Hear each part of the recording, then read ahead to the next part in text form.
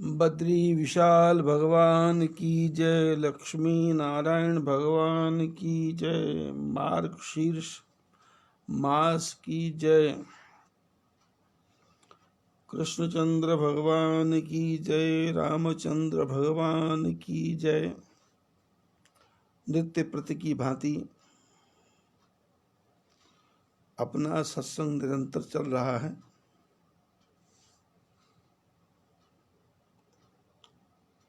और मार्गशीर्ष का महीना,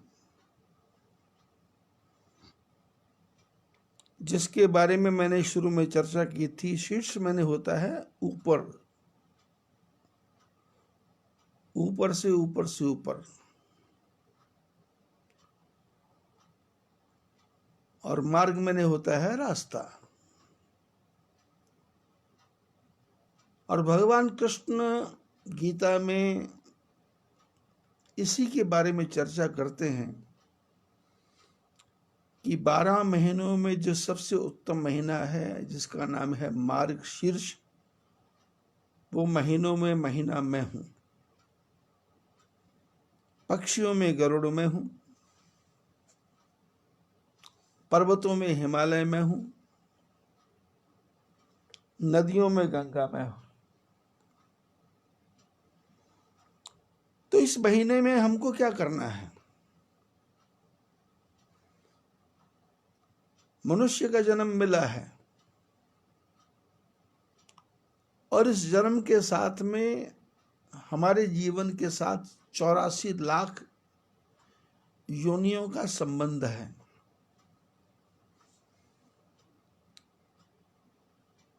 कोई मनुष्य ये नहीं कह सकता कि मैं धर्मात्मा हूं। कोई मनुष्य ये नहीं कह सकता कि मैं महात्मा हूं।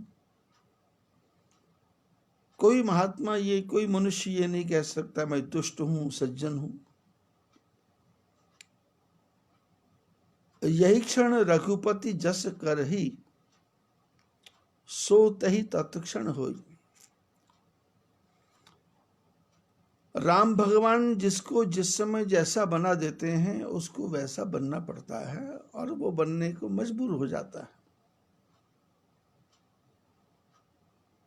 परंतु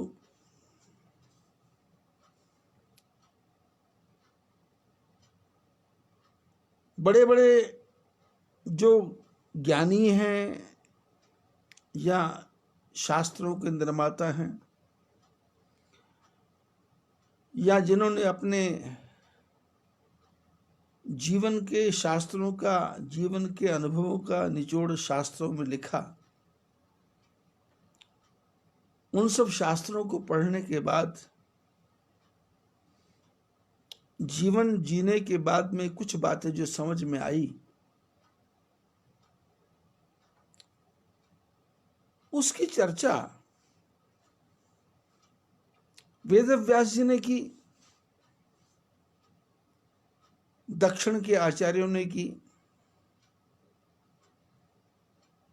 मीरा ने अपने ढंग से, दादू ने अपने ढंग से, तुलसी ने अपने ढंग से, नानक ने अपने ढंग से, कबीर ने अपने ढंग से, बाबा फरीद ने अपने ढंग से, सूरदास ने अपने ढंग से, महात्मा बिंदु जी ने अपने ढंग से, जिसको जो समझ आया। इसलिए गोस्वामी जी ने रामायण में लिख दिया कि रामायण कितनी है? बोले जितने आदमी उतनी रामायण। रामायण शतकोटि अपारा। और इसी रामायण के प्रसंग हम डेली नित्य निरंतर चल रहे हैं किसी न किसी बहाने से। और पिछले 7-8 दिन से आप लगातार सुन रहे हैं कि भगवान राम वाल्मीकि ऋषि जी के आश्रम में बैठे हैं और उनसे चर्चा करते हैं कि राम, जानकी, लक्ष्मण हम तीनों कहाँ रहें। तो वाल्मीकि ऋषि उनको रहने के स्थान बताते हैं। कहाँ रहना है इसके बारे में तो चर्चा उन्होंने बाद में की, लेकिन ज्ञान की चर्चा करते करते वाल्मीकि ऋषि खो गए कि हम जो मनुष्य हैं, हमारे मनुष्यों के जीवन में भी परमात्मा आ गए, लेकिन हमारे जैसे जो मनुष्य हैं उनको अपने हृदय में भगवान को रखने के लिए अपने हृदय को कैसा बनाना पड़ेगा, कैसा बनाना चाहिए, रहनी कैसी है, सहनी कैसी है, विचार कैसे हैं, संग कैसा होना चाहिए, इस प्रकार से वाल्मीकि जी राम भगवान से कहते हैं 14 प्रकार के मकानों की चर्चा करते हैं। और उसके बारे में एक मकान कहते हैं कि तुम ही छाड़ गति दूसर नहीं। मनुष्य को कैसा बनना है? सबके प्रिय।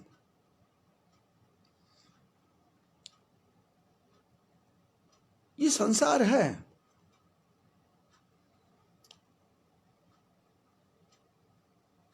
जरूरी नहीं है कि आप सबके प्रिय बने तो आपको दूसरा प्रिय समझेगा ही। आप किसी के पास बैठेंगे, आपका समय, आपकी परिस्थिति, आपके जीने का ढंग, आपकी निर्धनता, आपका धन, आपकी बुद्धि, आपके विचार, आपका देखना, आपका उठना, आपका चलना, आपका बोलना, आपका हंसना, आपका मुस्कुराना, आपकी बातें करने का ढंग, हर आदमी वाच करता है। और जरूरी नहीं है कि जिससे आप बात करते हैं उससे आपके गण मिलते हो, उससे आपका योग मिलता हो, उसके आपके नक्षत्र मिलते हो, ग्रह मिलते हो, जिसको सीधे शब्दों में बोलते हैं ट्यूनिंग।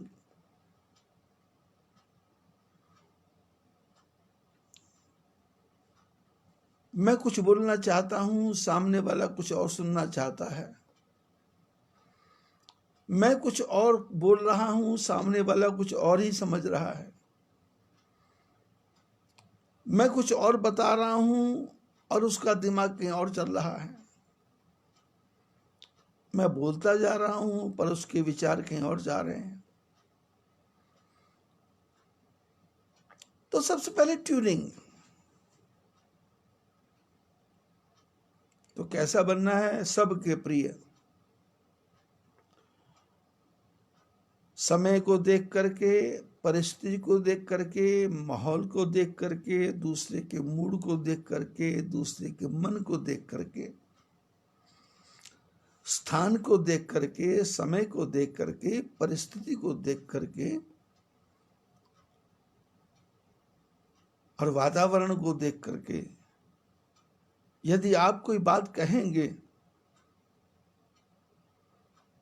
तो सुनने वाले को भी आनंद आएगा, सुनाने वाला तो सुना ही रहा है।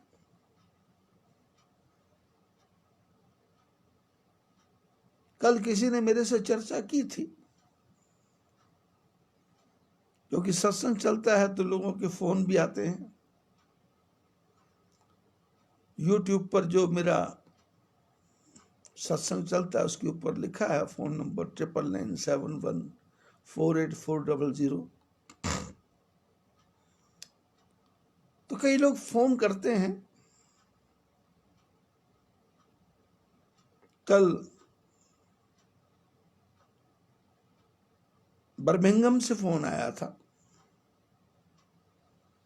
एक मद्रास के रहने वाले कोई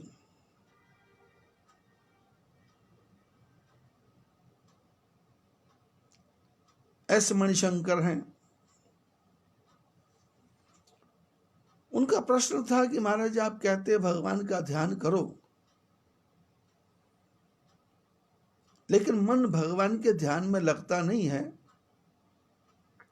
और जब भी भगवान का ध्यान करने बैठते हैं तो मन में ऐसे पुराने से पुराने विचार, पुरानी से पुरानी बातें, पुराने से पुरानी घटनाएं आ जाती हैं और मन भगवान के भजन में लगता नहीं। तो भगवान का भजन कैसे करना है?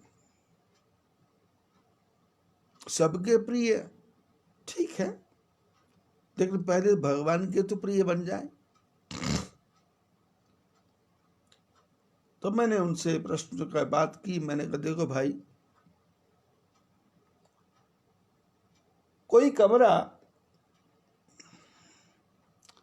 15 साल से बंद है, या 2 साल से बंद है, या 7 दिन से बंद है, या 10 दिन से बंद है, आप कहीं बाहर गए थे, कमरा बंद करके चले गए,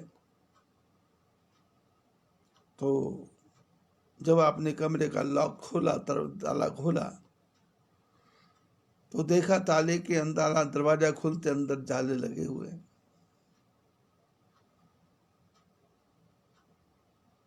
पहले जाले झाड़ने पड़ेंगे, फिर उसके बाद में दीवारों पे, जमीन पे, खिड़कियों पे धूल जमी हुई है। अब उसको झाड़ेंगे तो झाड़ने पे क्या होगा? एक प्रकार से ग्लानि होगी, इरिटेट होगा, मन में होगा कि कहाँ लाके मैं कैसे आ गया।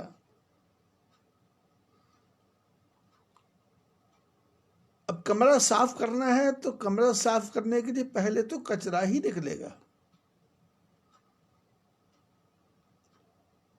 तो उसके लिए साधन है, पानी के छींटे मार दो, पानी का फुवारा मार दो, और फिर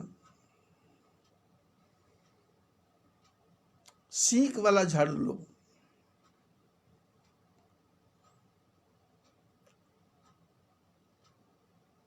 कि घरों के अंदर बिस्तर होता है, रजाई होती है, तो उसके वो जो कचरा है, रुई के दाग से उड़ जाते हैं।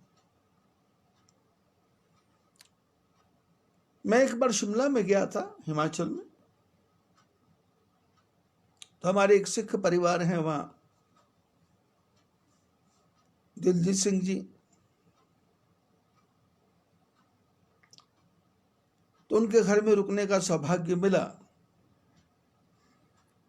तो मकान कच्चा था, लीप के रखते थे वो लोग। तो प्रातःकाल मैंने उनकी माता की धर्मपत्नी को झाड़ू लगाते देखा। तो उन्होंने क्या किया, पहले झाड़ू को गीला कर लिया पानी से, झाड़ू को गीला कर लिया, और वो झाड़ू लगाने लगी तो मैं एक तरफ हो गया, कुर्सी पे बैठ गया। तो उन्होंने अपने बिस्तर के नीचे झाड़ू लगाया, तो बिस्तर के नीचे जो जाले वाले थे, जो कचरा फचरा था, वो गीली झाड़ू में आके फंस गया। तो उन्होंने हाथ से वो कचरा निकाला और एक तरफ डाल दिया। फिर दूसरी जगह लेके गए, फिर तीसरी जगह लेके गए, तो उसी गीली झाड़ू को उन्होंने दीवारों पे मारा, खिड़कियों पे मारा। तो जो भी बाल थे, रुई थी, जाले थे, वो गीले झाड़ू के साथ मिल करके बाहर निकल के आ गए।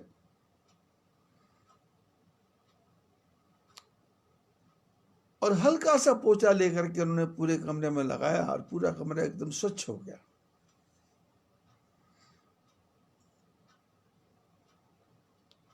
उस समय मेरी उम्र 20, 22, 23 साल की होगी।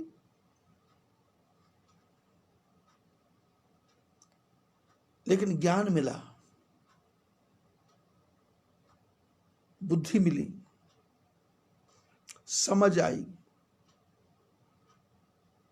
कि झाड़ू कैसे लगाना है। नहीं तो वैसे लोगों को हम देखते थे झाड़ू लगाते, हमने भी बचपन में लगाया झाड़ू। फूल झाड़ू ले लेते थे, धूल उड़ती थी, मिट्टी उड़ती थी, नाक में पड़ती थी, सिर में पड़ती थी, सिर ढकना पड़ता था। लेकिन जब माता जी को मैंने झाड़ू लगाते देखा तो ना सिर ढकना पड़ा, ना धूल उड़ी, और ना ही उन्होंने मेरे को कहा कि आप इधर से उधर बैठ जाओ, उधर से उधर बैठ जाओ। आराम से कमरा साफ हो गया। ऐसे ही परमपिता परमात्मा का ये शरीर जो है, हमको ये मनुष्य का जन्म मिला है, ये सबसे सुंदर शरीर है।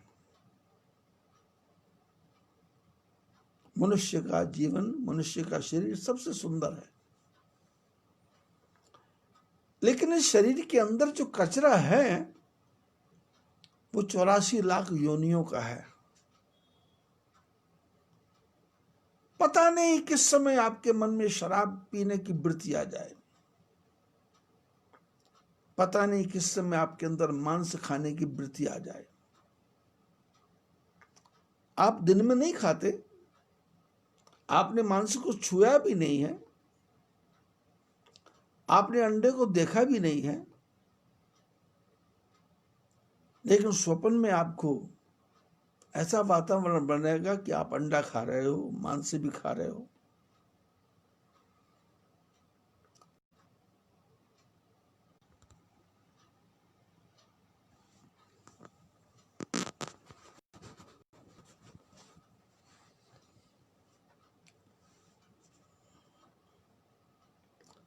जिंदा जी, आपने किसी की हत्या नहीं की,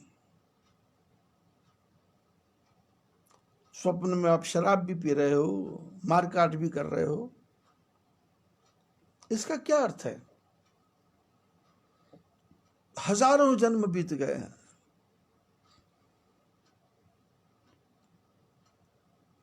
हमने जीवन में पशु के रूप में कभी ध्यान नहीं किया, पक्षी के रूप में कभी ध्यान नहीं किया।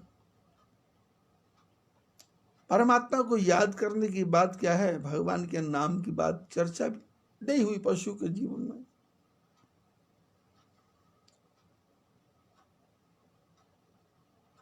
पता नहीं किस पुण्य के कारण परम पिता परमात्मा ने हमको मनुष्य बना दिया। अब यदि आप विचार करें और मैं विचार करूं तो मनुष्य बनने के लक्षण अब भी हमारे अंदर है नहीं। दूसरे का मकान बनता है तो हमको जलन होती है, दूसरे के बेटे को नौकरी लगती है तो हमारी आंतें फूक जाती हैं, पड़ोसी नई कार लेके आ जाता है तो हमारे मन में आग लग जाती है।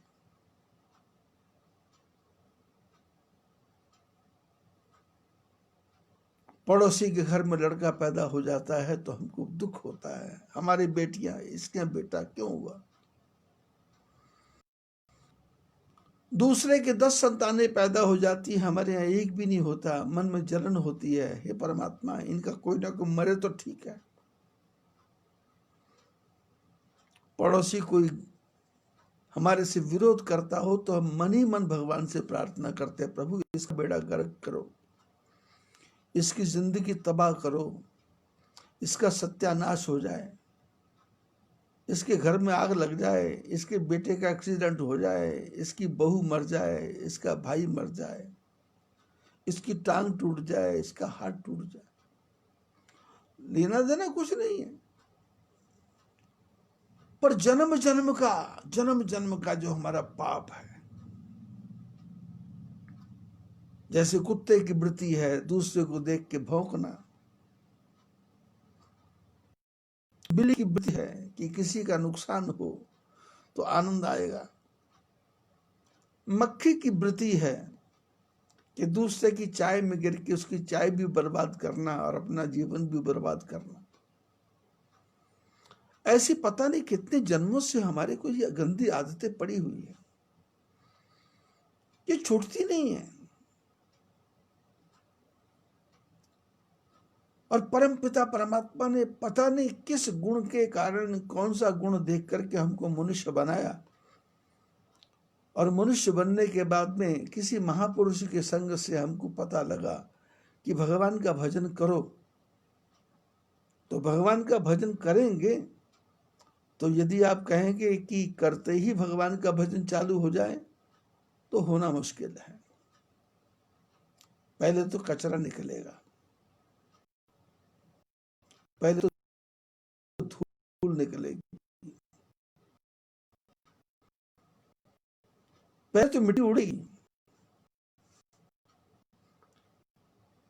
विचार आएंगे और अच्छे से अच्छे विचार आएंगे, बुरे से बुरे विचार आएंगे, आत्महत्या के विचार आएंगे, दूसरों को मारने के विचार आएंगे। पॉजिटिव विचार तो आएंगे ही नहीं, क्योंकि पॉजिटिव मनुष्य का जन्म ये पॉजिटिव हो गया, लेकिन पॉजिटिव शरीर के अंदर जो आत्मा आई है, पता नहीं किस रास्ते से घूमते घूमते यहां पहुंची, और किसी महापुरुष के संग से कहा कि गुरु मंत्र लो, इसका जप करो। तो गुरु मंत्र का जप करना सहज है क्या? आधे घंटे तक पड़ोसी की निंदा सुनना समय है।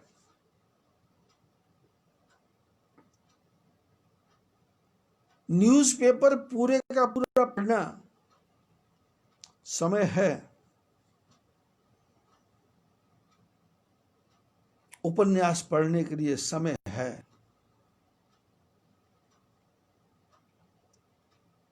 अपने मायके के बारे में, अपने ससुराल के बारे में, अपनी पत्नी के बारे में, अपने पति के बारे में उल्टा सुलटा विचार करने का समय है। लेकिन भगवान के भजन करने के बैठना, इसलिए क्या पड़ेगा? करत करत अभ्यास के जड़मती होत सुजान। धीरे धीरे अभ्यास करना पड़ेगा। ये नहीं कि आप भगवान का भजन कर रहे हैं तो बेकार हो गया, नहीं। आप 10 मिनट बैठे हैं तो किसके लिए बैठे? भगवान के लिए बैठे। विचार आते हैं, आने दो, कचरा उड़ता उड़ने दो। धीरे धीरे मन लगेगा, मन टिकेगा।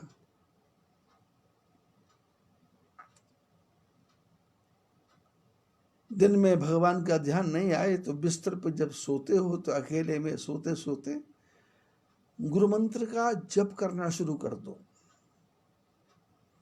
और गुरु मंत्र के जप करते करते कौन से गुरु जी ने कौन सा मंत्र दिया है, उस मंत्र में आपके इष्ट कौन है?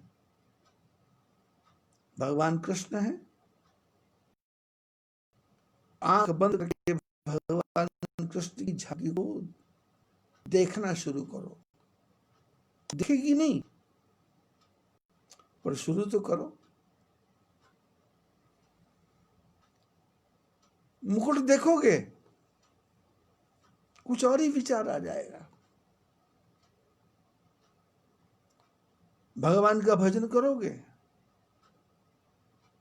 बेटी की चिंता आ जाएगी। परमात्मा का स्मरण करोगे, भाई की याद आ जाएगी। भगवान की याद करोगे, मित्र की याद आ जाएगी। लेटे लेटे भी आ जाएगी। आती है, आने दो। आप मंत्र जप करो, मंत्र जप शुरू कर दो। और जिस भगवान का मंत्र जप करते हैं उनका ध्यान भी करो। आंख बंद कर लो, सीधे होकर लेट जाओ, डीप डीप में जाओ, गहरे गहरे में। अब मंत्र जप कर रहे हैं, ओम ह्रीं क्लीं नमो भगवते वासुदेवाय, जप कर रहे हैं। वासुदेव कैसे हैं? आपको सुदर्शन चक्रधारी अच्छे लगते हैं? स्वागत है। आपको मुरली वाले अच्छे लगते हैं, स्वागत है। आपको द्रौपदी के पास बैठे कृष्ण भोजन कर रहे हैं, ऐसे ध्यान में खो जाओ, स्वागत है। आपको कुंती माता के पास बैठ करके उससे चर्चा करते हैं, कृष्ण अच्छे लगते हैं, खो जाओ उसमें। आपको अर्जुन को उपदेश देते हुए युद्ध भूमि के बीच में रथ के ऊपर बैठे कृष्ण शंख बजाते दिखाई दे रहे हैं, खो जाओ। आपको भीष्म पितामह के पीछे रथ का चक्का लेकर के भागे हुए कृष्ण देख रहे हैं, खो जाओ।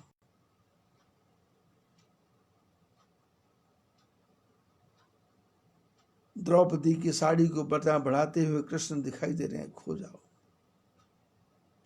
और खोने के साथ उस कथा के अंदर खो जाओ। कैसे रक्षा की परीक्षित की, कैसे रक्षा की अर्जुन की, कैसे रक्षा की कदम कदम पे पांडवों की, खो जाओ। और साथ साथ मंत्र चलता जाए। एक दिन होगा मन भटकेगा, 2 दिन होगा मन भटकेगा, 3 दिन होगा मन भटकेगा, और ऐसे करते करते करते करते एक दिन ऐसा आएगा कि आप बिस्तर पर लेटोगे, मंत्र का पहला अक्षर आपने ओम शुरू किया और आपको निद्रा आ गई, और निद्रा के अंदर आपके मुंह से ओम ह्रीं क्लीं नमो भगवते वासुदेवाय चलने लग जाएगा।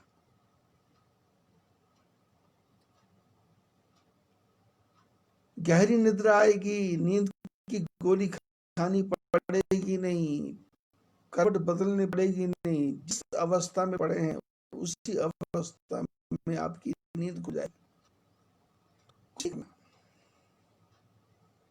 प्रातः काल उठे, काम पे लग गए, और भगवान की कृपा ऐसी होगी कि प्रातः काल 5 बजे, 4 बजे, 4:30 बजे आपकी नींद खुल जाएगी अपने आप, आपको उठाना नहीं पड़ेगा। और फिर ये बुक्स याद करना, किताबें याद करना, पढ़ाई करना, इसके लिए दिमाग नहीं लगाना पड़ेगा। आपका मन स्थिर होने लग गया, आपको सब याद आएगा, आपका मन टिकने लग गया, आपका मन ग्रहण करने लग गया, आपका मन एक्सेप्ट करने लग गया, आपके मन ने उसको कैचिंग पावर आ गया, तो थोड़ी पढ़ाई में ही आपको सब कुछ याद हो जाएगा। और ये संसार के जो काम है, तब कल 3-4 दिन पहले मैं चर्चा कर रहा था किसी से, तो मैं पूछ रहा था भोजन बना लिया क्या, तो माता जी बोल रही थी कि महाराज जी भोजन बनाने में क्या है, आधे घंटे में भोजन बन जाता है, 3-4 आदमी का भोजन है, परिवार कौन सा लंबा चौड़ा है, आधे घंटे में भोजन बन जाता है। समस्या का समाधान 2 मिनट में हो जाता है, स्नान 15 मिनट में हो जाता है। बहुत वर्ष पहले जब मैं गुवाहाटी असम में गया तो वहां विजय दीवान नाम के जो एडवोकेट थे, भगवान कृपा करें वो अब भी हों, उनकी पत्नी वीना दीवान, उनकी एक लड़का एक लड़की, क्योंकि पिछले 15-20 साल से जाने का सौभाग्य प्राप्त नहीं हुआ। तो ऐसे एक दिन चर्चा हो रही थी, तो उनकी पत्नी से मैंने वैसी बात चल रही थी कि किसी काम के लिए मेरे को जानना था, तो मैंने कहा विजय दीवान जैसे कि चलना है, तो बोले ठीक है आप आ जाओ सुबह 7 बजे, बोले 7 बजे, तो मैं कहा 7 बजे उठोगे तो मैं आऊँगा। तो आप कितने थे? उसने कहा जी, उसकी पत्नी ने कहा इनको तैयार होने में 14 मिनट लगते हैं। 14 मिनट में ये फ्रेश भी हो लेते हैं, शेव भी कर लेते हैं, मंजन करते हैं और स्नान भी कर लेते हैं। 15 मिनट ये बाथरूम से बाहर होते हैं, 14 मिनट में लैट्रिन, बाथ, ब्रश, स्नान और शेव। मैं सुन के आश्चर्यचकित रह गया। और मैं ठीक दूसरे दिन 7 बजने में 5 मिनट से आया और आकर के बैठा, चाय बन गई थी, चाय पी और दीवान साहब उठे और बाथरूम में गए और मैं घड़ी की सुइयों को देख रहा हूं और 7:15 में वो बाहर गेट पे फ्रेश।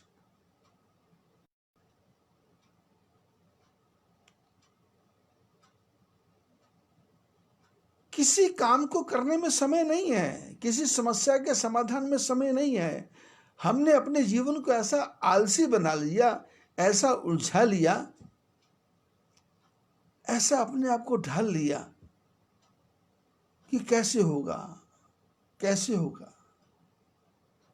अरे हमने इतना कर लिया। चिड़िया को देखो, बच्चा पैदा करते समय घोंसला कैसे बनता है अपने आप। पेड़ों की तरफ देखो, कैसे पत्ते निकल रहे हैं अपने आप, बहारें आ रही हैं, जमीन पे घास निकल रही है। कोई किसी से विरोध नहीं है। अपना अपना काम करो, अपना अपना काम निपटाओ। तो भगवान के भजन करने के लिए क्या है? ये नहीं सोचना मन नहीं लगता, नहीं लगता, लगाना है। विचार आते हैं आने दो, जाते हैं जाने दो। कई जन्मों का कचरा भैया, ये बड़ी मुश्किल से मनुष्य का जन्म मिला है। इसमें साफ कैसे होगा? कैसे कैसे निकलेगा? जंग लग गया है, लोहे में जंग लग गया। पड़ा पड़ा तो लोहा भी भारी हो जाता है। और हम कितने जन्मों से पड़े हुए हैं। काम, क्रोध, लोभ, मोह, अहंकार, और फिर ऐसे झंझावातों में फंस गए, देखा देखी में फंस गए, दिखावट में फंस गए।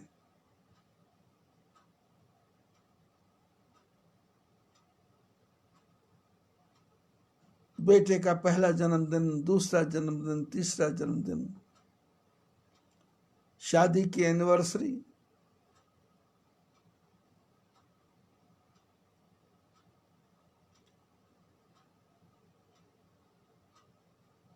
मैं सुन रहा था शादियों के बारे में। मेरे शिष्य परिवारों में शादियां हो रही हैं, तो मैं बैठे बैठे विचार कर रहा था कि ये करते क्या होंगे। तो मैंने पूछा क्या करोगे? बोले सुंदरकांड का पाठ करेंगे, फिर उसके बाद में वो क्या रिंग सेरेमनी होगी, फिर उसके बाद में क्या होगा, ये होगा, उसके बाद क्या होगा। 6-7 दिन उसी में लगे हुए हैं। कपड़ा खरीदेंगे, ये करेंगे, वो करेंगे, वैसा करेंगे, वैसा करेंगे, वैसा करेंगे।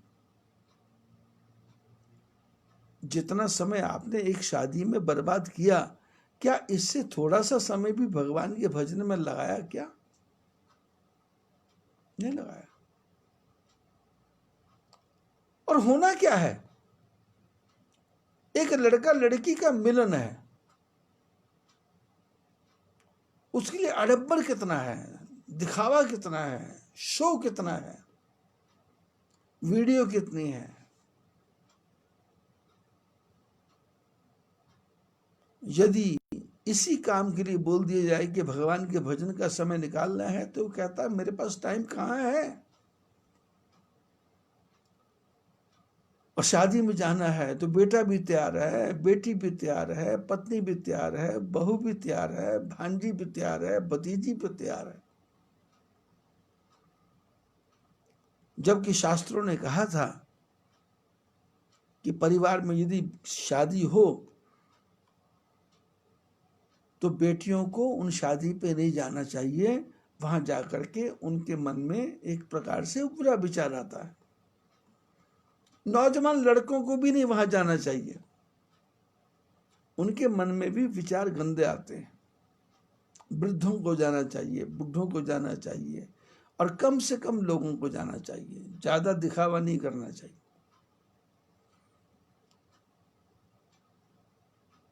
लेकिन हम फैल गए, शादी के लिए फैल गए।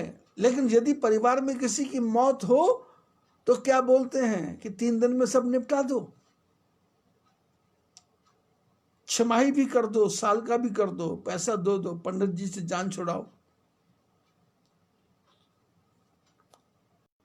जबकि सनातन धर्म ने कहा कि जिस जीव की मृत्यु होती है 3 दिन के बाद में उसकी अस्थियों को चुनो, उस अस्थियों को लेकर हरिद्वार जाओ, वहां जाके उसको प्रवाहित करो।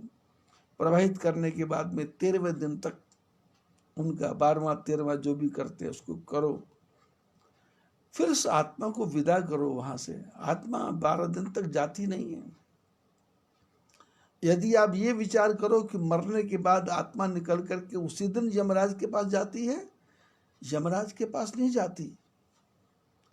आत्मा यही घूमती है, इसी ब्रह्मांड में घूमती है, और आपके परिवार के आसपास ही घूमती है। आदमी मरे चाहे कहीं भी, मेरे अपने जीवन की घटना है। मैं हरिद्वार में अवधूत मंडल में पढ़ा करता था।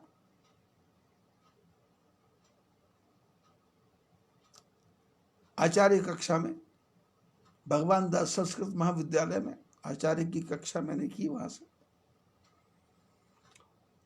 तो दोपहर को 11 बजे स्कूल लगता था, आश्रमों का काम। तो 11 बजे हम लाइन से प्रार्थना कर रहे थे, जो संस्कृत में प्रार्थना बोली जाती है। तो मेरी ही कक्षा में एक चूड़ामणि नाम का छात्र रहता था, जो नेपाल का था। नेपाल का चूड़ामणि नाम का छात्र जो मेरी ही कक्षा में पढ़ता था। तो एक ही कक्षा में पढ़ने के कारण हम एक ही लाइन में रहते थे। अचानक प्रार्थना करते करते चूड़ामणि को चक्कर आया और वो गिर गया।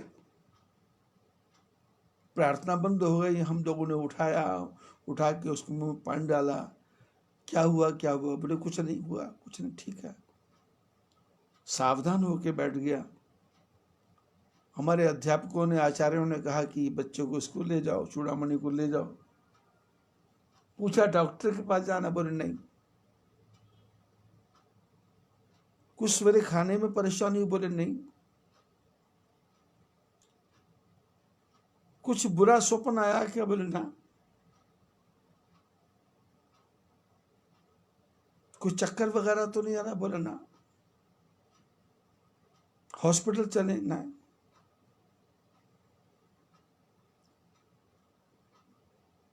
वो 2 मिनट बाद ठीक होके आ गया। प्रार्थना शुरू हुई, प्रार्थना हुई, क्लास में बैठा। तो हम जितने लोग थे साथी, हमारे मन में थोड़ा था कि इसको भाई क्या हुआ, क्यों कैसे क्यों गिरा। तो सहज भाव से दिन में कई बार पूछा, चूड़ामणि कैसा लग रहा? बोले ठीक लग रहा। उस नेपाली में एकदम राम्रो छ, एकदम राम्रो छ,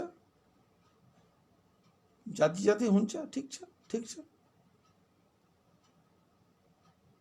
बात आई गई, खत्म हो गई। 4 दिन के बाद में नेपाल से उनके परिवार के भाई लोग, 2 भाई आए, चाचा ताऊ के लड़के, ऐसे कुल मिला के 5 आदमी आए।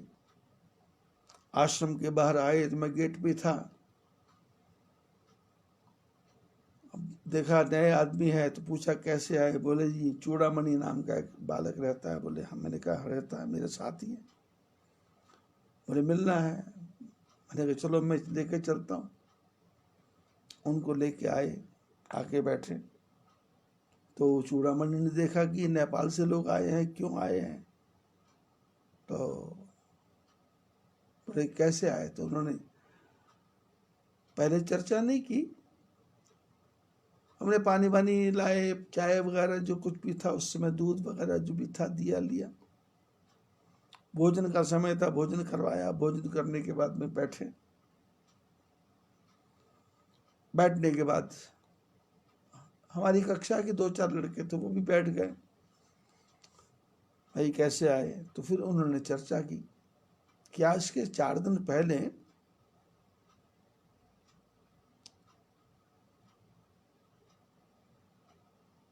चूड़ामणि जी के पिताजी का देहांत हो गया। कितने बजे? बोले 11:10 पर।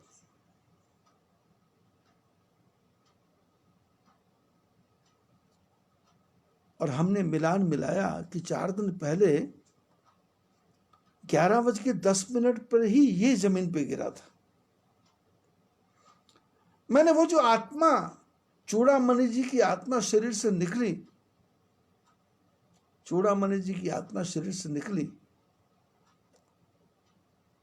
उनका शरीर शांत हुआ नेपाल में, पर मरते समय उन्होंने याद किया अपने बेटे को।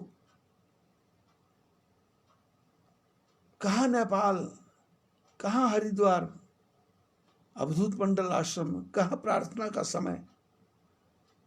11:10 पे या 11:11 पे चूड़ामणि के पिता का देहांत हुआ। इधर उसकी आत्मा यहां आकर के इसको टच किया तो क्या दिखाई दिया? हम जितने लोग हैं, हम सोचते हैं कि 3 दिन में सब काम निपट जाएंगे। आप जितने लोग ये गलत काम कर रहे हो, आपको जीवन में इसका दंड भोगना पड़ेगा, दंड भोगना पड़ेगा, दंड भोगना पड़ेगा। ये बुराइयां अग्रवाल समाज में सबसे ज्यादा हैं, महेश्वरी समाज में सबसे ज्यादा हैं, और देखा देखी पूरे समाज में फैलती जा रही है। आत्मा जाती नहीं है, 13 दिन तक यहीं रहेगी, तुम्हारे सिर पर रहेगी, तुम्हारे सिरहाने पर रहेगी। तुम लोगों को दिखाने के लिए चाहे जितना मर्जी नाटक कर लो, ये कुछ नहीं बंद करना है, ये सब पूरा करना है। पीपल के पेड़ के नीचे जाके पानी देना है, पिंडदान तर्पण श्राद्ध करना है, क्योंकि 13वें दिन वो आत्मा इस जगह को छोड़ के ऊपर चित्रकेतु के पास जाती है। एक दिन का हिसाब नहीं है। यदि आपने ये सोच लिया कि पंडित जी को बिठा करके पूजा करवा ली और गरुड़ पुराण बिठा लिया और सबका कल्याण हो गया, नहीं नहीं, वो जो आत्मा निकली है वो आपको छोड़ेगी नहीं।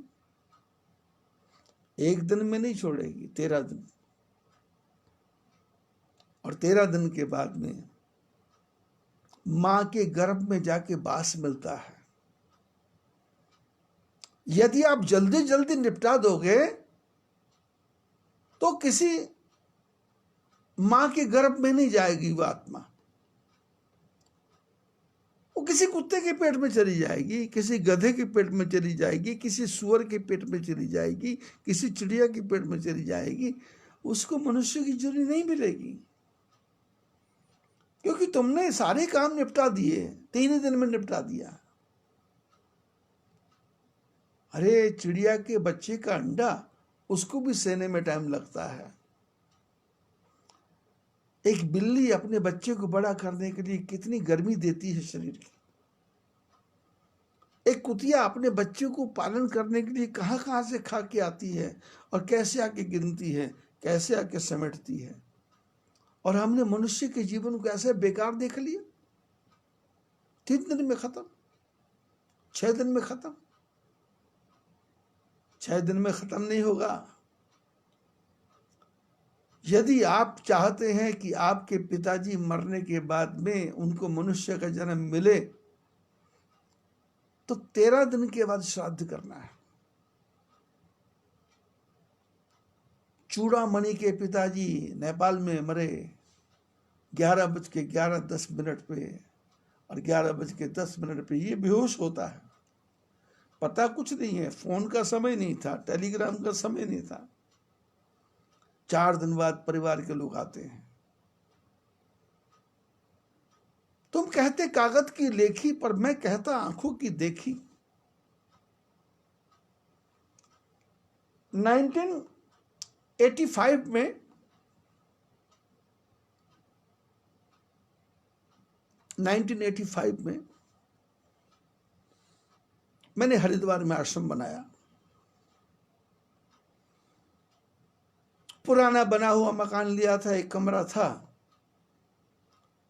और विचार था कि 15-20 कमरे बना दें। 15-20 कमरे बनाए। 15-20 कमरे बनाने के बाद में अब ठेकेदारों से ठेका होता है। अब ठेकेदारों में क्या होता है कि आदमी जब काम करता है तो उनको मजदूरों को लालच रहता है कि सरिया काटा तो मिठाई बांटो, चौखट लगाई तो मिठाई बांटो, ये किया तो मिठाई बांटो। लेकिन मेरा बचपन से सिद्धांत रहा कि मैंने अपने जीवन में कम से कम 16-17 आश्रम बनाए। कुछ अपने बनाए, कुछ लोगों के बनाए। तो मैं ठेकेदार से पहले बोल देता हूं, भाई देखो मेरे से कोई व्यवस्था होगी नहीं, तुम तय कर लो, चौखट लगाओ, मिठाई बांटो, फलाना करो, मेरे को मत बोलना।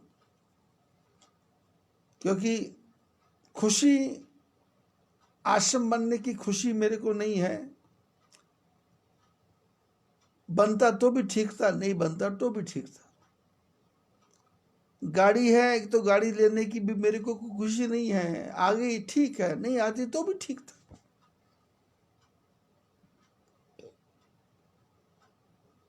लोग तो खुशियों के बहाने, क्योंकि जीवन में खुशी है ही नहीं ना, तो वो खुशियों के बहाने ढूंढते हैं। क्या बोले, बेटा पास हो गया, बोले मिठाई बांटो, मिठाई। लोग क्या करते हैं, बच्चा पास होके आता है, वो आके बोलता है कि मेरे 96% नंबर आए, तो जो सुनने वाला बोलता है, बोले क्या मिठाई क्या खिलाएगा। तो कभी मेरे सामने कभी कोई बात चलती है, वो कहते क्या मिठाई खिलाओगे। मैंने कहा भाई अब जाता हूँ परिवारों में, तो मेरे परिवारों के कई बच्चे इंजीनियर बन गए हैं, कई डॉक्टर बन गए हैं, कई ऑफिसर बन गए हैं, कई दुकानदार बन गए हैं। जब वो पास होते हैं तो चर्चा होती है, महाराज जी पास हो गया। तो बड़े बूढ़े बोलते क्या मिठाई खिलाएगा। मैंने कहा मिठाई ये खिलाएगा। वो मेरे को प्रणाम करने आता है, तो उसके माता पिता लेके आते हैं, महाराज जी आपके आशीर्वाद से 99.9% नंबर आए।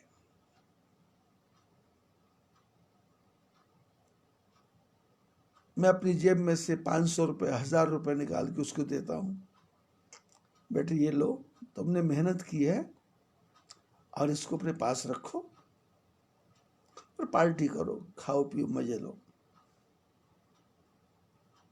यदि कोई आके ये भी कहता है कि मैं पास हो गया और मेरे को 35% नंबर आए, तो मैं उसको डांटता नहीं हूं, अच्छा किया, बहुत अच्छा हुआ, 35 आए, ये लो 500 रुपये, पास तो हो गए ना, मिठाई खाओ। लेकिन दुनिया वाले क्या बोलते हैं बच्चों को, तुम मिठाई। अरे भाई उसने जिंदगी भर मेहनत की, साल भर मेहनत की, ताकत लगाई, मेहनत की, रात दिन मरा, जिया, थका, और जब तक उसका सिलेक्शन नहीं हुआ, पास नहीं हुआ, तब तक उसके दिल में धुक धुकी लगी रही। अब वो मिठाई खिलाए कि तुमको खिलाना है। हम बहाने ढूंढते हैं, क्योंकि जीवन में खुशी, हमने खुशी किसी को दी ही नहीं। तो हमको कोई स्वेटर भी लेके आता तो उसमें भी खुशी लग रही है, कोई बम्बू डांस लेके आता तो उसमें भी खुशी लग रही, मिठाई खिलाओ, मिठाई खिलाओ, मिठाई खिलाओ, जैसे भूखड़ आदमी हो, भूखड़। तो मैंने कई आश्रम बनाए, 15-16 से ज्यादा बना दिया हूं। लेकिन जो भी ठेकेदार ठेका लेता था तो उससे हमारा वायदा होता था कि भाई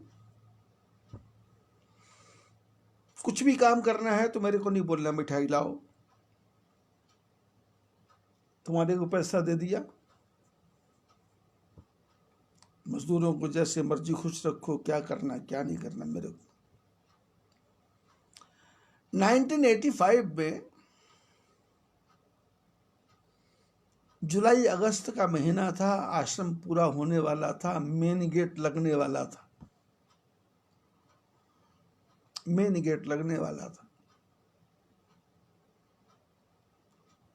तो ठेकेदार कहीं बाहर गया हुआ था, गेट लगने वाला था, ठेकेदार नहीं आया। तो मजदूर मेरे से बोले कि महाराज गेट लगने वाला है, मिठाई खिलाओ।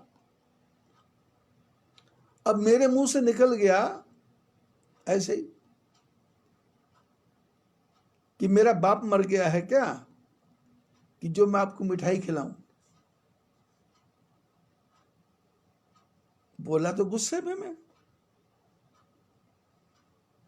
तो जब मैंने इतनी बड़ी बात बोली तो कोई मजदूर बोला नहीं, कुछ बोला नहीं, कुछ नहीं। और दूसरे दिन तो मेरे परिवार के लोग आ गए हरिद्वार में। मैंने कहा कैसे आए? बोले पिताजी की डेथ हो गई। तो मैंने नहीं बताया, आज तक नहीं बताया किसी को। ये शब्द मेरे मुंह से निकले थे। और उसके बाद उन्होंने कहा कि घर चलो। मैंने कहा ठीक है मैं आता हूं। मैं परिवार में गया और परिवार में जाके बोला क्या करना है आप लोगों ने, ये ठीक है। तो उस समय शायद 10-12 हजार रुपये मेरे पास में था, मैं उनको दे के आया।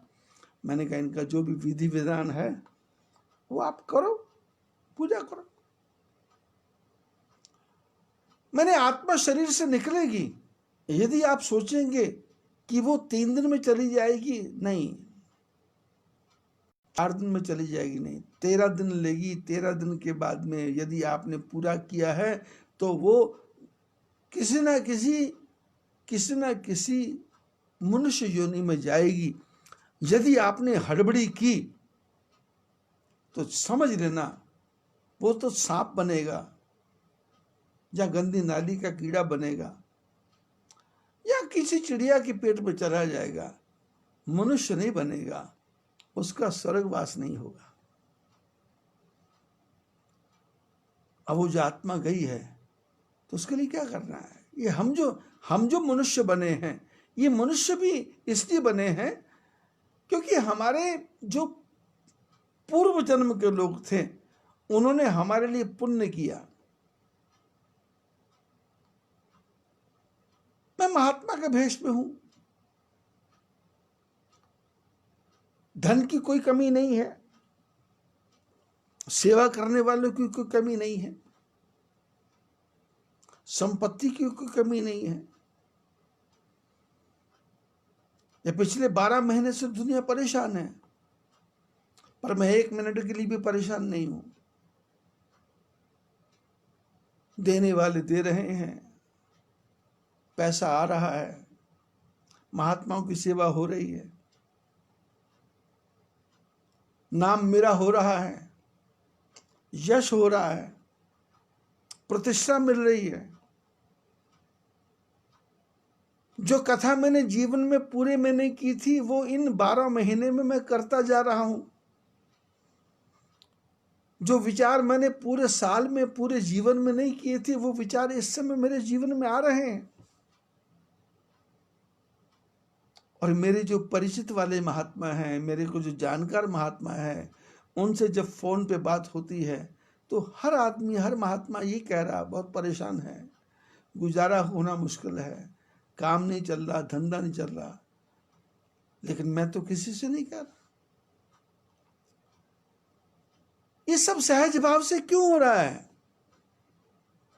क्योंकि जब मैं मरा होऊंगा और मेरे जो पूर्वज होंगे, जो मेरे पीछे छूट गए हैं, उन्होंने मेरे लिए दान किया होगा, पुण्य किया होगा, मासिक श्राद्ध किया होगा, छमाही श्राद्ध किया होगा, वार्षिक श्राद्ध किया होगा, और इस चक्कर में नहीं पड़े होंगे कोई मर गया तो ये छोड़ दो, कोई मर गया तो ये छोड़ दो, कोई मर गया ये छोड़ दो। मैंने जीवन में ऐसे ऐसे घटनाक्रम देखे हैं कि बेटे की शादी हो रही है और पिता का देहांत हो गया है। एक कमरे में पिता मरा है, दूसरे कमरे में बेटे की शादी की तैयारियां हो रही हैं, लेकिन लड़की वालों को पता नहीं चलने दिया, परिवार वालों को पता नहीं चलने दिया, और बड़े बूढ़ों ने उसको संभाल के रख लिया और इनका काम होने दिया, इसका किसी को पता न चले। उसकी डोली उठ रही है और उसके बाद में इसकी अर्थी उठ रही है, उसका भी काम चले। एक तरफ अर्थी उठ रही है, एक तरफ डोली उठ रही है, दोनों का क्रम है। उसके शादी का मुहूर्त है, इसके मरने का मुहूर्त है। अब दोनों के मुहूर्त है, दोनों ने जाना है, क्योंकि इस संसार में शादी का मुहूर्त, पैदा होने का मुहूर्त और मरने का मुहूर्त एक लिख के रखा हुआ है। भाग्य माता ने लिख के रखा है, जाना है। अब जाना है तो बेटे की शादी होगी, ये बीच में रोड़ा अटक जाएगा, तो 3 दिन में सब निपटा दो, 6 दिन में निपटा दो। इस परंपरा को हटाओ, इस परंपरा को दूर करो। यदि नहीं करोगे तो ध्यान रखना, आपने तो 3 दिन में सारा काम कर दिया, लेकिन वो जो आत्मा भटकेगी, आपके परिवार को छिन्न भिन्न कर देगी, तोड़ फोड़ कर देगी, तहस नहस कर देगी।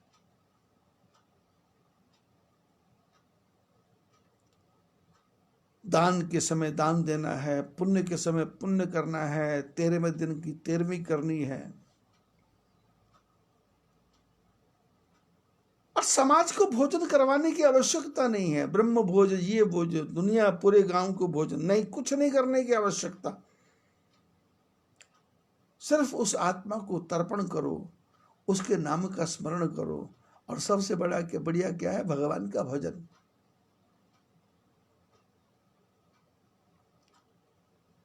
और चर्चा चल रही थी कि भगवान का भजन होता नहीं, होता क्यों नहीं? जब मेरे मुंह से निकल सकता है कि पिताजी का ध्यान, मेरा बाप मर गया क्या, जब वो चूड़ामणि चक्कर खा के गिर सकता है, इसका मतलब आत्मा से कितना संबंध होता होगा। कहां की आत्मा कहां जाके कैच करती होगी, कैसे कैसे चक्कर आते होंगे।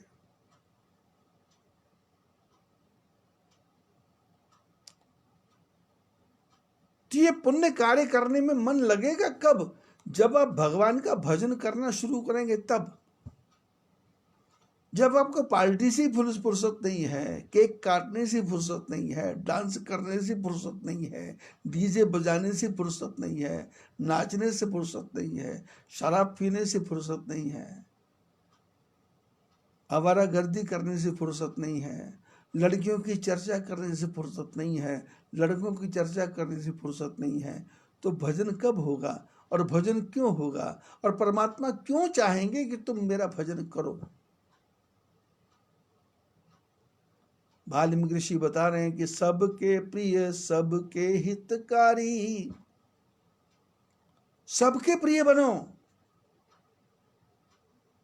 जिंदा नहीं, जिस आदमी के प्राण निकल गए हैं उसके भी प्रिय बनो। जिस आदमी के प्राण निकल गए हैं उसके प्रिय बनो, उसकी आत्मा निकली है, 30 दिन उसकी अस्थियों को चुन करके हरिद्वार लेके जाना है और वहां पिंडदान तर्पण श्राद्ध करना है, और माँ गंगा को प्रार्थना करता है, माँ गंगा इसको स्वीकार करो, अपने चरणों में जगा दो। वापस घर में आकर के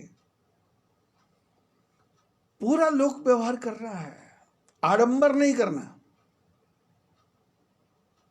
शास्त्र में आडंबर नाम की कोई वस्तु नहीं है। गरुड़ पुराण में कहीं नहीं लिखा कि पूरे गांव को भोजन कराना है। विवाह के पुराण में कहीं नहीं लिखा कि 1000 आदमी को भोजन कराना है।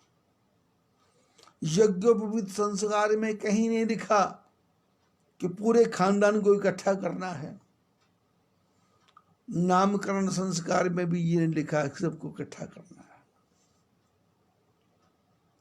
बालक आया, ठाकुर जी की कृपा, बालक बड़ा हो रहा, ठाकुर जी की कृपा। काहे की बधाई बढ़ रही है? किस बात की बधाई और कहां की बधाई? कौन बढ़ रहा है? पैदा होते ही कम होने लग गया, पैदा होते ही एक दिन कम होने लग गया। बधाई कहां, घटाई हो गई।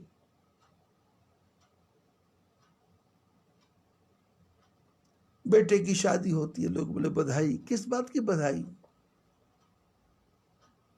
दोनों अपनी मस्ती में जी रहे थे, अब बंधन में बंध गए, एक जाल में आ गए। अब इनके संतान पैदा होगी, इनके शरीर का क्षरण होगा, इनके शरीर में से अणु परमाणु बाहर निकलेंगे तो बालक पैदा होगा। तो बधाई किस बात की?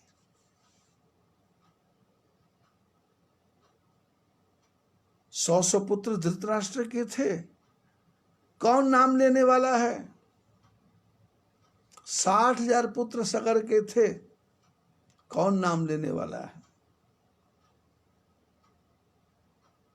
60,000 पुत्र दक्ष प्रजापति के थे, कौन नाम लेने वाला है? सिर कटाना पड़ा, बकरे का सिर लगाना पड़ा। 1 लाख पूत 1.25 लाख नाती रावण के ही, रावण के संतान 1 लाख पुत्र 1.25 लाख बेटों के बेटे। ता रावण घर दिया ना बाती, उस रावण के घर दिया बाती नहीं थी। किस बात की बधाई? किस बात की बधाई?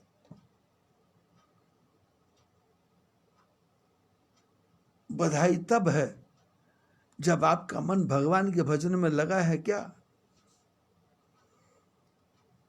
एक दिन कम हुआ, ठाकुर जी को हाथ जोड़ के प्रार्थना करो, प्रभु मेरा एक दिन भजन के बिना चला गया, 2 दिन भजन के बिना चले गए, 3 दिन भजन के बिना चले गए, रात को नींद नहीं आ रही क्योंकि भजन नहीं हो रहा। तब तो आनंद आता था।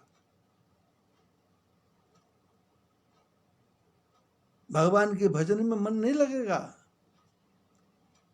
नहीं लगेगा, कोई बात नहीं, आप बैठो।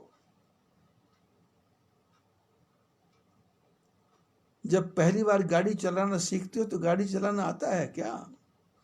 साइकिल चलाना सीखते हो तो साइकिल चलाना आता है क्या? पेड़ पर चढ़ना शुरू करते हो तो चढ़ना आता है क्या?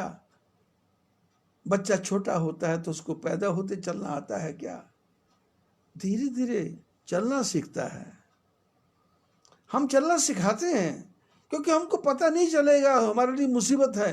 लेकिन भजन नहीं करना, इसके बारे में हम किसी को बताते नहीं, समझाते नहीं। हम बच्चों में प्रेरणा पैदा नहीं करते कि भाई तू बैठ भजन कर, राम राम कर, शाम शाम कर। वैसे मैंने देखा है दादा दादी राधे राधे राधे राधे करते हैं और वो टाइम पास है। कोई भी आएगा राधे राधे, कोई भी आएगा राधे राधे। हाँ। और आजकल तो वो गाना सिखाने लग गए, गाना सीखो, गाना सीखो। और बच्चा गा रहा है, माँ बाप भी गा रहे हैं, दादा दादी भी गा रहे हैं।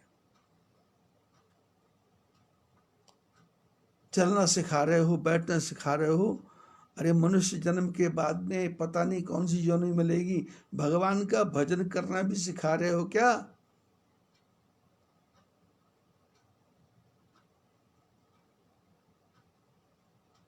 बचपन में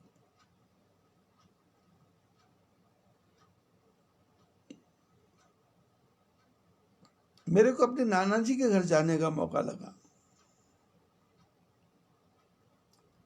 पंजाब में मुकेरियां के आगे तलवाड़ा गांव है, तलवाड़ा के आगे अमरोह है, अमरोह के ऊपर 5-6 किलोमीटर आगे अलेरा गांव था, अलेरा गांव, अलेरा।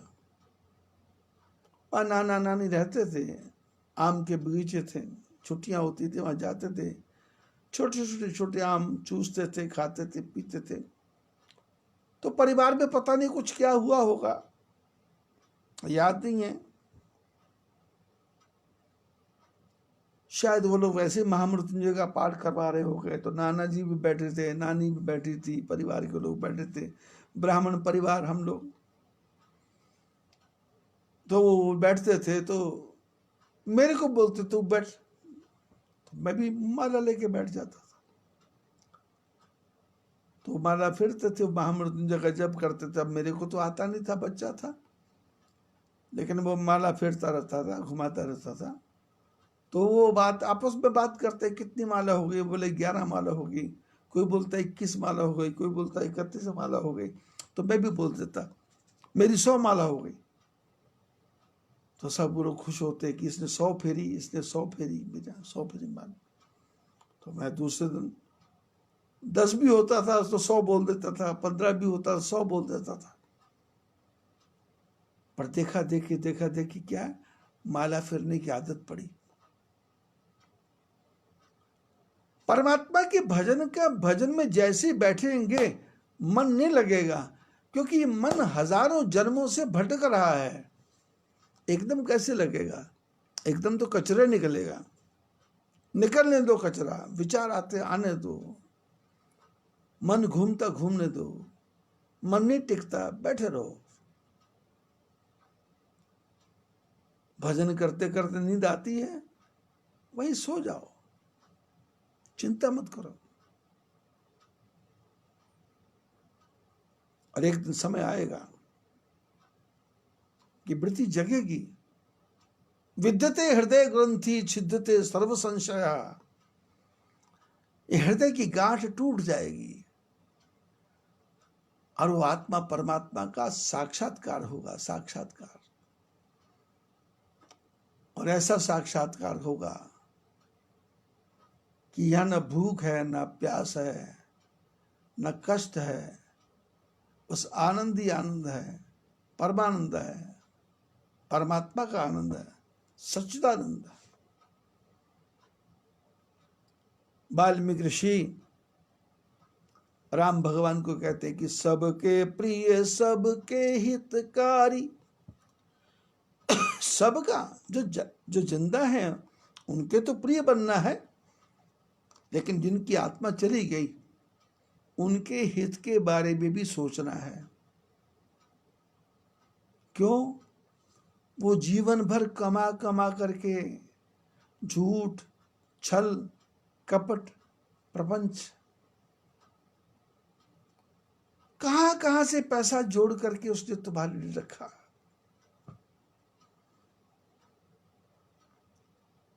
उसकी आत्मा निकल गई, मां के पेट में चली गई। आप यहां पुण्य नहीं कर रहे, उसकी आत्मा वहां तड़प रही है। जिस मां के पेट में बच्चा है वो मां को बेचैनी हो रही, उल्टियां आ रही, रात भर नींद नहीं आती, दिन भर चैन नहीं आती, दादा दादी, पति पत्नी, सास ससुर बोलते हैं, डॉक्टरों को दिखाते हैं। डॉक्टरों को दिखाने की आवश्यकता नहीं है। जिनके यहां से आत्मा निकल गई इनको पुण्य करने की आवश्यकता थी, इनको तर्पण करने की आवश्यकता थी, इनको उनके नाम पे दान करने की आवश्यकता थी। लेकिन हमने दान दिया, पर किसको?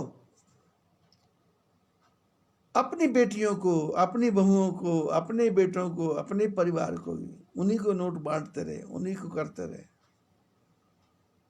एफडियां तोड़वा तोड़वा के उनको देते रहे। नहीं नहीं नहीं नहीं, जो पैसा है उसको ऐसे अच्छे काम में लगाना है कि यदि किसी गरीब आदमी के घर में चला जाए तो उनके घर में 2 रोटी बने, 2 रोटी पके, उनको कमाने का साधन हो। मैं इस पक्ष पे नहीं हूं और शास्त्र भी इस पक्ष पे नहीं है कि आप किसी ब्राह्मण को 200-500 रुपए दे दो, आप उसको सिलाई की मशीन लेके दे दो, आपको उसको स्वेटर बनाने वाली मशीन लेके दे दो, आप उसको काज बटन करने वाली मशीन लेके दे दो,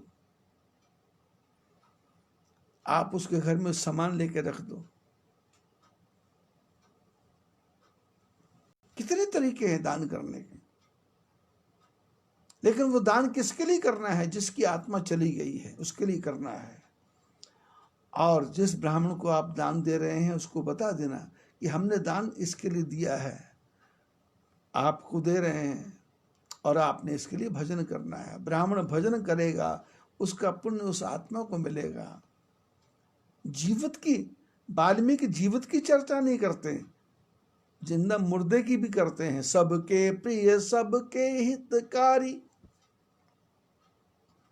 और दुख सुख सरिस प्रशंसा गारी। दुख है परमात्मा की बड़ी कृपा, सुख है परमात्मा की बड़ी कृपा। प्रशंसा हो रही है तो ठाकुर जी ने मेरे को इस लायक समझा तो हो रही है। गाली दे रहे लोग, अच्छा है, मेरे को सुधरने का मौका मिल रहा। कह ही सत्य प्रिय वचन विचारी, सत्य बोलता है। और कैसा सत्य बोलता है? प्यारा सत्य बोलता है और विचार करके सत्य बोलता है। शब्द बात करने का तरीका। आपके सामने जो आदमी बैठा है, यदि और लोग बैठे हैं तो अकेले में बात कैसे करनी है इसका तरीका अलग है। उसके दो दोस्त बैठे हैं और आप बैठे हैं तो उस समय बात करनी है, उसका तरीका अलग है। दो दुश्मन, दो दोस्त और एक आरब बैठे हैं तो फिर उस समय बात करने का तरीका अलग है। और समाज में 100 आदमी बैठे हैं और आप बैठे हैं, दुश्मन भी हैं, दोस्त भी हैं, अपने भी, पराये भी हैं, तो उस समय बात करने का तरीका अलग है। यदि आपको जीवन में यह तरीका आ गया तो फिर परमात्मा को ढूंढने की आवश्यकता नहीं है, आप स्वयं ही भगवान बन जाएंगे। कह ही सत्य प्रिय वचन विचारी। अब विचार कैसा? वही बात आपने 100 आदमी में बोलनी है, वही बात आपने 15 आदमी में बोलनी है, वही आपने 5 में बोलनी है, वही 2 में बोलनी है, वो 4 में बोलनी है। लेकिन माहौल को देख करके, समय को देख करके, परिस्थिति को देख करके यदि आपको बोलना आ गया तो फिर धोखा नहीं खाएंगे। मेरे को बचपन की घटना याद आती है। बचपन की घटना, गांव के रहने वाले थे हम लोग, तो उस समय शादी होती थी तो 4-4 दिन, 5-5 दिन बारात जाती थी। तो मेरे को भी बचपन में बारात में जाने का मौका मिला। तो कुछ बड़े बड़े लोग जो थे वो कुछ बातें बोल रहे थे। मैं तो बच्चा था, मेरे को तो पता नहीं।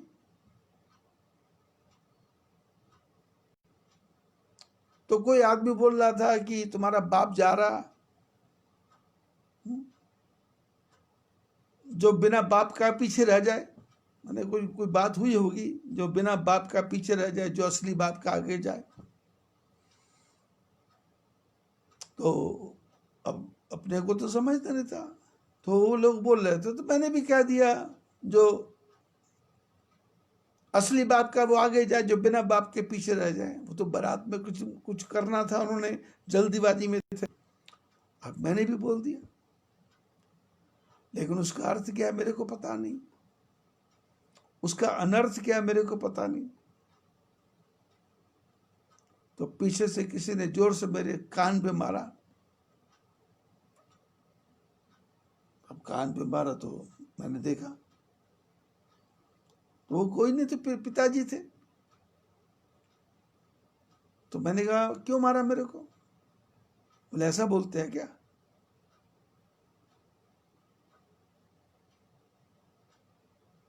उन लोगों ने तो इसलिए बोला कि भाई शायद वो बारात में लेट वेट हो रहा होगा, तो भाई इस प्रकार से कुछ बोलेंगे तो व्यंग करेंगे तो होगा। लेकिन मेरा काम तो नहीं था ना ऐसा बोलने का। कहे ये सत्य प्रिय वचन विचारी। सत्य बोलना है और कैसा बोलना? प्यारा बोलना है। और कैसा प्यारा बोलना? विचार करके बोलना है। बिना विचारे जो करे सो पीछे पछताए, काम बिगाड़े आपनो जग में होत हसाए। बिना विचार के जो बात बोलेगा वो संसार में पछताएगा। गोस्वामी जी कहते सबके प्रिय सबके हितकारी, दुख सुख सरिस प्रशंसा गारी। कहि सत्य प्रिय वचन विचारी, और जागत सोवत शरण तुम्हारी। सत्य बोलता है, विचार करके बोलता है, और जागते भी भगवान की शरण में, सोते भी भगवान की शरण में। जागत सोवत शरण तुम्हारी। तुम्हें ही छाड़ गति दूसर नाही। प्रभु जिसको पता है कि मेरी सहायता करने वाला भगवान को छोड़ के कोई भी नहीं है, और है भी नहीं। यदि भगवान सांस ना भेजे तो फिर किसकी आस है? भगवान ठीक बुद्धि ना दे तो किसकी आस है? भगवान ठीक विचार ना दे तो किसकी आस है? भगवान मन को मोल्ड ना करे तो किसकी आस है? जागत सोवत शरण तुम्हारी। तुम्हें छाड़ आपको छोड़ के गति दूसर नहीं, और कोई गति नहीं है। राम बसौ तिनके मन माही। राम आप उनके हृदय में निवास करो। आज बस इतना ही, बाकी फिर बद्री विशाल भगवान की जय।